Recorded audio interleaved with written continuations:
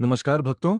आज हम सुनेंगे भगवान गणेश और भगवान कार्तिकेय की एक अद्भुत कथा जो हमें सिखाती है कि बुद्धि और प्रेम हमेशा शक्ति से महान होते हैं। बहुत समय पहले कैलाश पर्वत पर भगवान शिव, माता पार्वती और उनके दो पुत्र गणेश और कार्तिकेय निवास करते थे।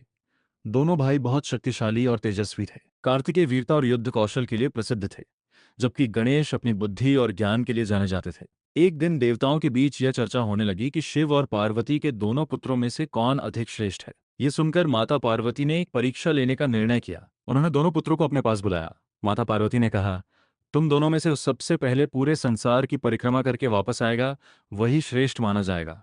ये सुनते ही कार्तिकेय तुरंत अपने वाहन मोर पर बैठ गए। वे बहुत तेज गति से आकाश में उड़ते हुए पृथ्वी की परिक्रमा करने निकल पड़े। लेकिन भगवान गणेश का वाहन एक छोटा सा मूषक था। इतने बड़े संसार की परिक्रमा करना उनके लिए कठिन था। गणेश जी कुछ क्षण शांत खड़े रहे।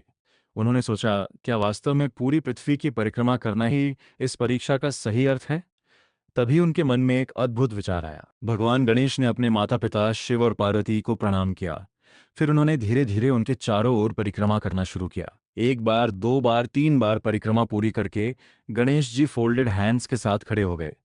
भगवान शिव मुस्कुराए और बोले, गणेश, तुमने ये क्या किया? तुम्हें तो संसार की परिक्रमा करनी थी। गणेश जी ने विनम्रता से उत्तर दिया, पिताजी, मेरे लिए आप और माता ही पूरा संसार है। आपकी परिक्रमा करना ही पूरे जगत की परिक्रमा करने के समान है।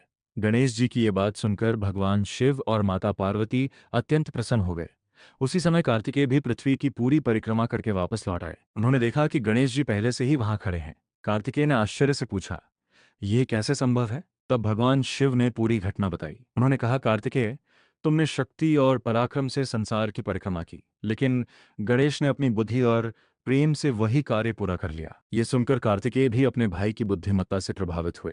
तब भगवान शिव ने घोषणा की, आज से गणेश जी को सभी देवताओं में प्रथम पूजनीय माना जाएगा। तभी से हर शुभ कार्य से पहले भगवान गणेश की पूजा की जाती है।